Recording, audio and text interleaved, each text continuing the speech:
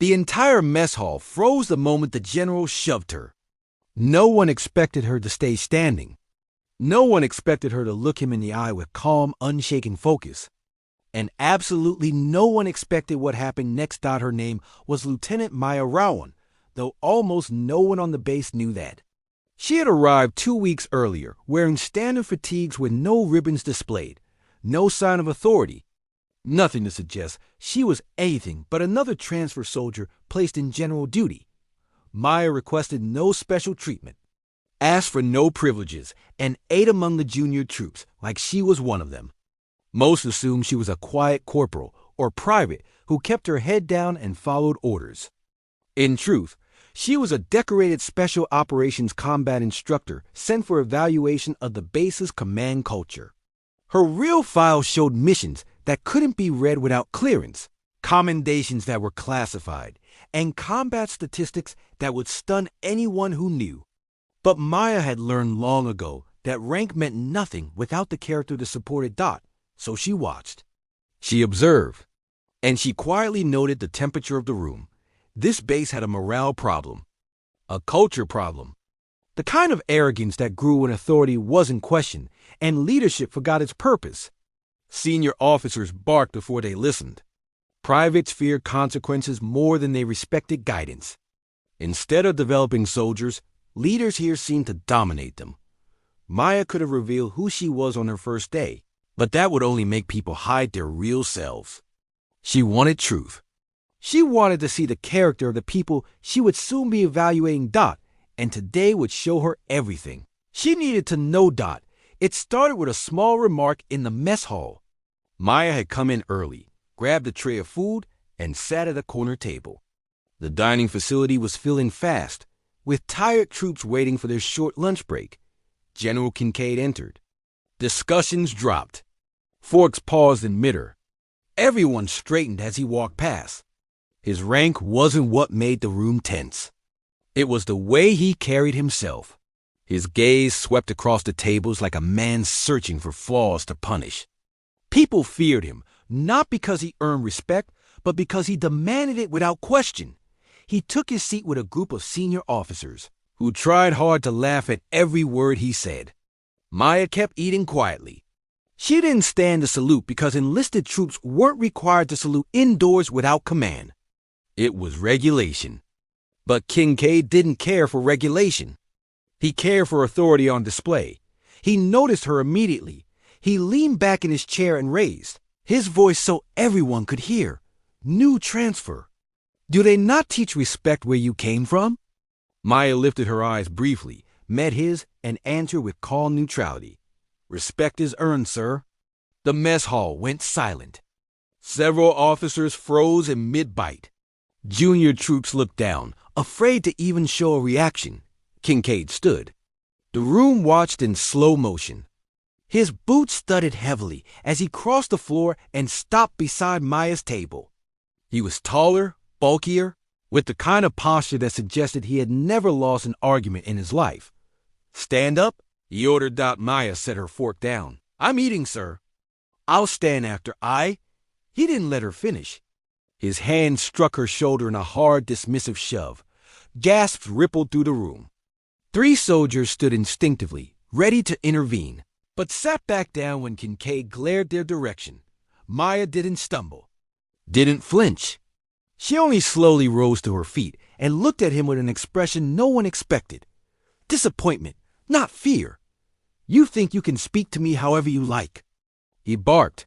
You think pushing a soldier makes you stronger? She replied quietly. He laughed. Loud. Condescending. If you were mine, I'd break that attitude in half. Maya tilted her head slightly. If I were yours. Sir, you'd need better training. Kincaid had enough. He moved to grab her collar, intending to drag her outside or make a public example. Instead, he found himself airborne. 3 quick movements, fluid, precise. Control flipped him off the ground and onto his back before anyone had time to blink. But it didn't stop there. His aide rushed forward.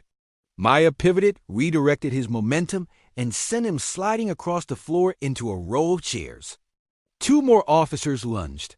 She stepped aside, swept one off balance, and lightly tapped the other's wrist, disarming him without harming him. It all happened in seconds. No shouting. No dramatic declarations, only silence. The mess hall stared in shock.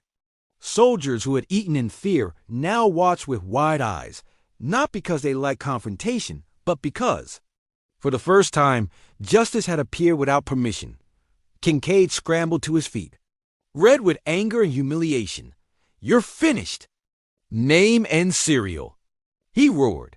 Maya finally reached into her pocket, pulled out her ID, and handed it to him. His face drained of color. She wasn't a corporal. She wasn't junior enlisted. She wasn't even under his command.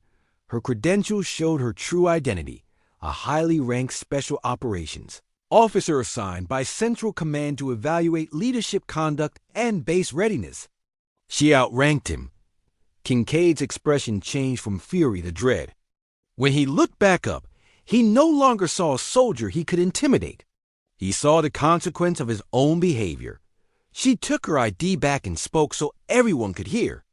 Not with hatred, not with arrogance, but with quiet principle.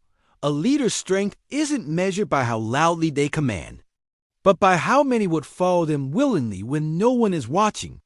Her words echoed across the hall. You've created fear, not discipline. Obedience, not respect. And soldiers who fear their leaders rarely trust them on the battlefield. That gets people killed. Officers looked down, ashamed. Privates looked up, hopeful. Maya didn't raise her voice once. Authority didn't need volume. She turned to Kincaid again.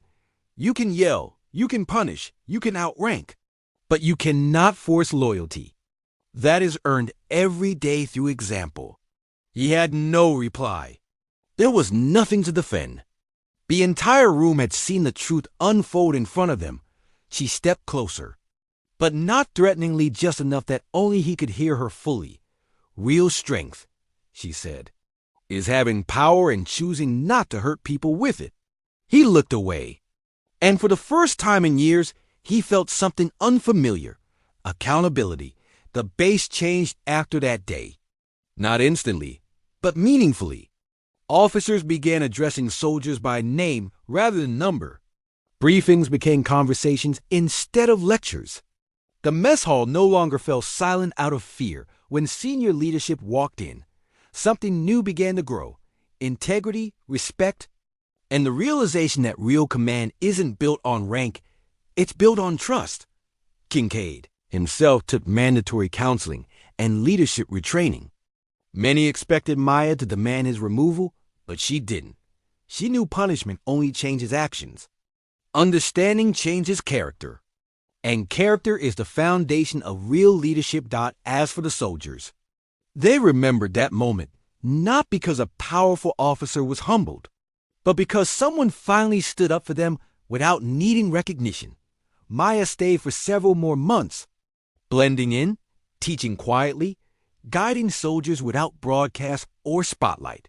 She believed that the greatest victories were the ones no one saw, but the mess hall never forgot the day a general tried to knock down a quiet woman, and she stood him up instead, not through force, but through principle. What did this story make you feel? Where are you watching from? Subscribe to Soul Relief Stories for more real stories that heal the heart.